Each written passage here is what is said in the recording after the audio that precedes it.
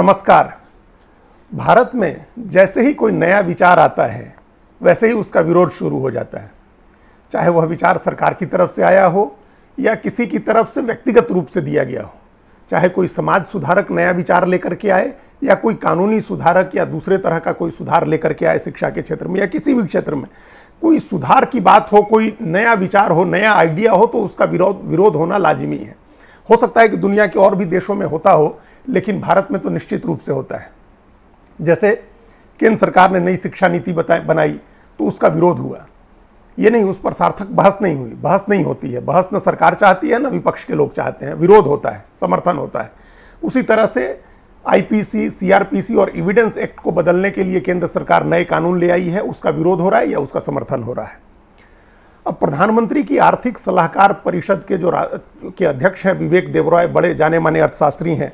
उन्होंने नए संविधान का आइडिया दिया है। उनका विचार है कि देश को एक नए संविधान की जरूरत है। बदली हुई परिस्थितियों में देश की आर्थिक, सामाजिक, राजनीतिक स्थितियां बदल गई हैं, डेमोग्राफिक स्ट्रक्चर बदल गया है। भारत आज दुनिया का सर्वाधिक युवाओं वाला देश है, सर्वाधिक आबादी वाला देश है, सर्वाधिक आर्थिक विषमता वाला देश है, आज भी सर्वाधिक सामाजिक विषमता वाला देश है, सर्वाधिक राजनीतिक दलों वाला देश है। तो ये कई ऐसी चीज़ें हैं जो आज़ादी के बाद बदल गई हैं। आज़ादी के बाद पिछले 73 साल में 1950 में जो संविधान अंगीकार किया गया था, उसके बाद से देश काफ़ी बदल गया है।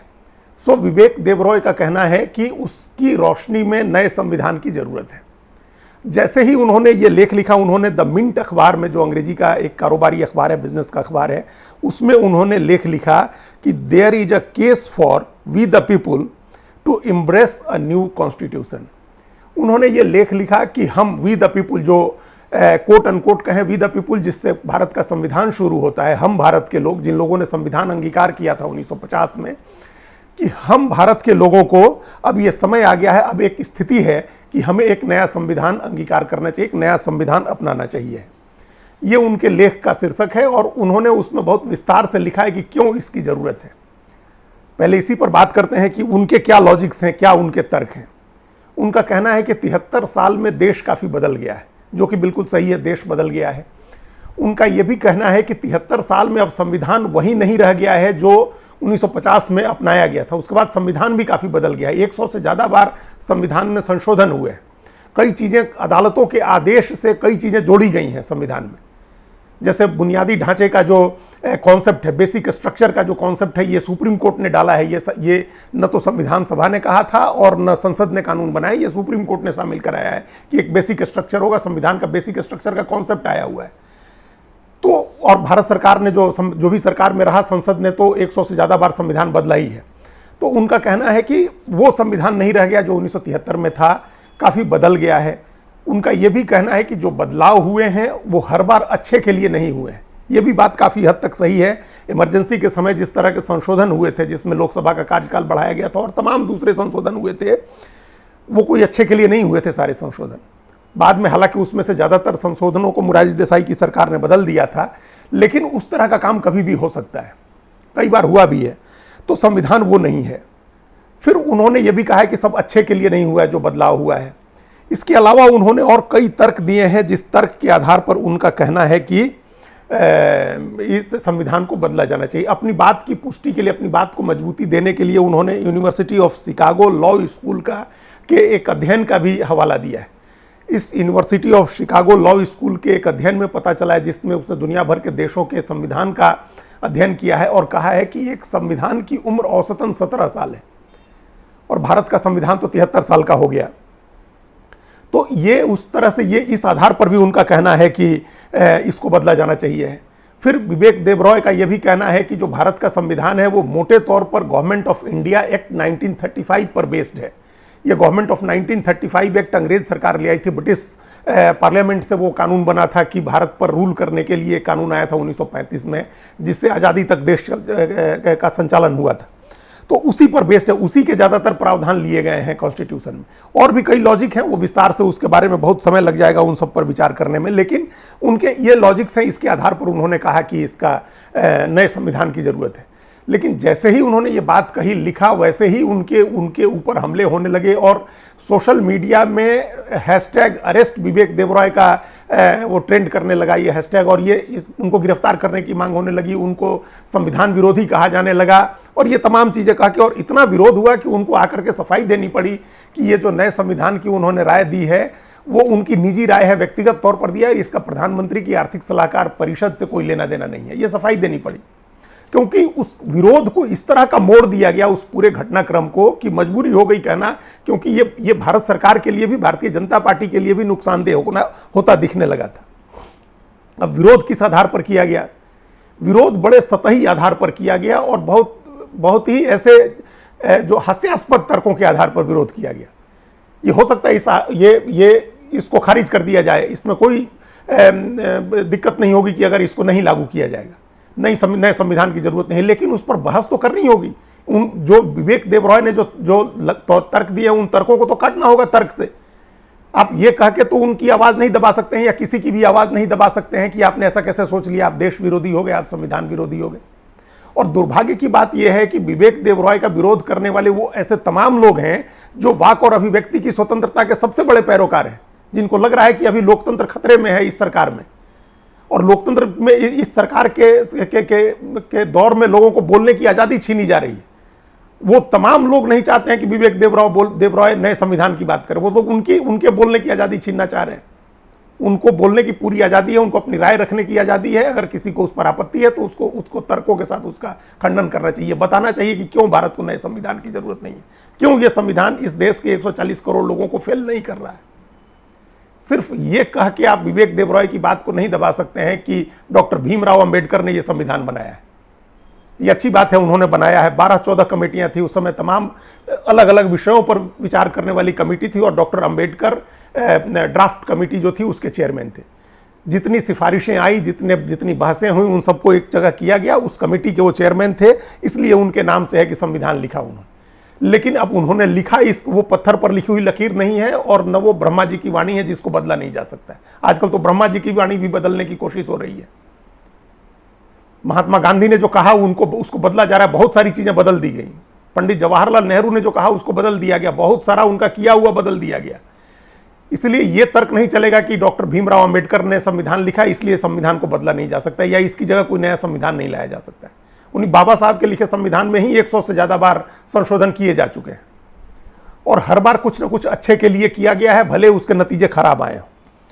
तो यह विरोध का आधार नहीं हो सकता है कि बाबा साहब अंबेडकर ने लिखा इसलिए इसको नहीं हटाया जा सकता है। अगर जरूरत पड़ी, दुनिया के हर संविधान में, दुनिया के हर देश का संविधान उसके पूर्वजों ने ही लिखा है और पूर्वजों के लिखे हुए संविधान को बदलते हैं देश। ऐसा नहीं है, हर व्यक्ति के का मकान उसके 4 पीढ़ी पहले के पूर्वजों ने बनाया हुआ है, लेकिन पुराना हो जाता है, उस मकान को तोड़ना पड़ता है, जरूरतें बढ़ जाती हैं तो बड़ा मकान बनाया जाता है। तो ये हमारे पूर्वज ने किया है, बाबा साहब हमारे पूर्वज थे, उन्होंने वो संविधान लिख के गए हैं। तो इसका ये मतलब नहीं है कि हम उसको नहीं बदल सकते हैं या उसकी जगह नया संविधान नहीं अंगीकार कर सकते हैं। इस आधार पर विरोध नहीं किया जा सकता, ये विरोध का तर्क नहीं है। इसके बाद क्या कहा जा रहा है कि ये सरकार अगर उसको बदलती है तो आरएसएस का लिखा हुआ संविधान आ जाएगा। अरे आरएसएस का लिखा हुआ संविधान कैसे आ जाएगा? इस संविधान में जो बुनियादी चीजें हैं, जो मौलिक अधिकार हैं, जो आरक्षण की व्यवस्था है, जो समानता का अधिकार है, उसको दुनिया की कोई भी ताकत नहीं छीन सकती है, चाहे वो उसके पास कितना भी बड़ा बहुमत हो। और ये सिर्फ हिंदुस्तान की बात नहीं है, दुनिया के किसी भी देश में नागरिकों से ये अधिकार नहीं छीना जा सकता है। तो एक तो भीमराव अंबेडकर के साथ आरक्षण को जोड़ा जाता है कि उन्होंने ही आरक्षण की व्यवस्था की है। ठीक है, उन्होंने की है, लेकिन पिछड़ों का आरक्षण तो उनके बहुत बाद बीपी सिंह ने आकर के लागू किया था। और उस पिछड़ों के आरक्षण में भी उसके बाद कितने चेंजेज हो चुके। क्रीमी लेयर का कॉन्सेप्ट आ गया, क्रीमी लेयर की सीमा तय करने बढ़ाने की बात हो रही है, उसमें ईडब्ल्यूएस का आरक्षण आ गया। तो ये आरक्षण की व्यवस्था में भी बदलाव होते रहते हैं। और बाबा साहब अंबेडकर भी आरक्षण की व्यवस्था अनंत काल के लिए करके नहीं गए थे, उसकी भी एक अवधि तय करके गए थे कि इस निश्चित अवधि के बाद उसको हटा लिया जाएगा। तो ये भय दिखाना कि ये सरकार जो अगर नया संविधान बनता है तो उसमें आरक्षण की व्यवस्था नहीं होगी, ये बिना सिर पैर का है, बिना आधार के। कोई व्यक्ति आरक्षण को छू नहीं सकता है। इस सरकार ने भी आरक्षण की सीमा बढ़ाई है, राज्यों में सरकारें अब आरक्षण की सीमा बढ़ा रही हैं, कोई आरक्षण खत्म करने नहीं जा रहा है। क्या दुनिया में किसी भी सरकार की यह हिम्मत हो सकती है कि वो नागरिकों को मिले समानता और स्वतंत्रता के मौलिक अधिकार को छीन ले? इमरजेंसी के समय जरूर कोशिश हुई थी कि मौलिक अधिकार छीन लिए जाएं, लेकिन उस समय भी जस्टिस हंसराज खन्ना जैसा एक चमकदार नक्षत्र भारत की न्यायपालिका का, जिसने खड़े होकर के और जिसने अपने सुप्रीम कोर्ट में 4 जजों के, अपने साथी जजों की राय को खारिज करते हुए कहा था कि स्वतंत्रता का अधिकार, जीवन का अधिकार वो संविधान से मिला मौलिक अधिकार नहीं है। जीवन का अधिकार संविधान आने के पहले से भी था, तो उस अधिकार को कोई नहीं छीन सकता है। संविधान से भी आप जीवन का अधिकार नहीं छीन सकते हैं। तो ये इस तरह की चीजें हैं जो कोई नहीं छीन सकता है। तो इसलिए ये भय दिखाना कि अगर ये सरकार नया संविधान लाती है तो उसमें समानता का अधिकार नहीं होगा, बोलने की, अभिव्यक्ति की आजादी का अधिकार नहीं होगा, या आरक्षण छीन लिया जाएगा, या ये सब ये बेसिर पैर की निराधार बातें हैं। ये सारी बातें तब होंगी जब आप देखेंगे कि जो नया संविधान बनाने की बात हो रही है उसका ड्राफ्ट कैसा है, उस पर किस तरह से विचार हो रहा है। उसके पहले ही सारे लोग विवेक देवरॉय के पीछे पड़ गए। एक चिंता यह है कि इस डेमोक्रेटिक जो ये सिस्टम है, जो चुनाव वाली लोकतांत्रिक प्रणाली है, इसको संसदीय व्यवस्था को बदल करके अध्यक्षीय प्रणाली लाई जा सकती है। अमेरिका की तरह राष्ट्रपति की व्यवस्था हो जाएगी और राष्ट्राध्यक्ष सीधे जनता के द्वारा चुनने का एक प्रावधान आ सकता है। ये खतरा भी पिछले 25 साल से दिखाया जा रहा है। सन 2000 की फरवरी में जब अटल बिहारी वाजपेयी की सरकार ने संविधान समीक्षा आयोग का गठन किया था, तब भी यही खतरा बताया गया था कि प्रेसिडेंशियल फॉर्म ऑफ गवर्नमेंट आ जाएगी, भारत में प्रेसिडेंशियल फॉर्म ऑफ गवर्नमेंट ले आया जाएगा। तो इसलिए इसका विरोध होना चाहिए। उस समय भी विपक्ष ने इसी आधार पर विरोध किया था, लेकिन तब अटल बिहारी वाजपेयी की सरकार ने एक संविधान समीक्षा आयोग बना दिया था। Justice M.N.. वेंकटचलैया उसके अध्यक्ष बनाए गए थे, और उसमें बड़े कानूनविद थे, सोली सोराब जी भी थे उसमें पराशरन थे, उसमें कई लोगों को रखा गया था जो बड़े लीगल माइंड थे, ब्रेन थे, उस समय लोगों को रखा गया था उसमें। तो ये उस समय भी लेकिन विरोध इस आधार पर हो रहा था कि अगर संविधान की समीक्षा होती है तो प्रेसिडेंशियल फॉर्म ऑफ गवर्नमेंट आ जाएगा, और ऐसा वैसा 10 तरह की बातें हो रही थी। तो ये उसी आधार पर आज भी इसका विरोध हो रहा है। उसी तरह के लॉजिक्स खोज करके इसका विरोध हो रहे हैं, जिसका कोई मतलब नहीं है। उस तरह का विरोध का कोई लॉजिक नहीं है। कुल मिलाकर यह है कि अगर ये न आरक्षण खत्म होने जा रहा है, न समानता का अधिकार खत्म होने जा रहा है, न कोई प्रेसिडेंशियल फॉर्म ला रहा है, न आरएसएस अपनी मर्जी का संविधान बनाने जा रही है। ये विवेक देवरॉय ने अपनी समझ से उन्होंने कहा कि नया संविधान आना चाहिए। तो अब इस बात पर विचार होना चाहिए, देश की बदली हुई परिस्थितियों को देखते हुए, आबादी को देखते हुए, नौजवान आबादी को देखते हुए, तकनीक का जिस तरह से इस्तेमाल बढ़ा है जीवन में, उसको देखते हुए अब एक नए संविधान की जरूरत है।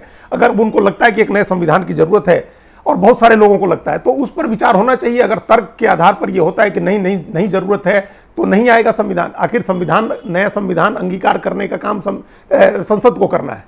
ये कोई राह चलते नहीं हो जाएगा, अखबार में लेख लिख करके नहीं हो जाएगा, और न सोशल मीडिया में कोई कैंपेन चला करके हो जाएगा। लेकिन ये दुर्भाग्यपूर्ण है कि उन्होंने ये कहा और उनकी बात को, उनकी आवाज को दबाने की कोशिश शुरू हो गई, और बहुत सतही तर्कों के आधार पर ऐसा नहीं होना चाहिए। धन्यवाद।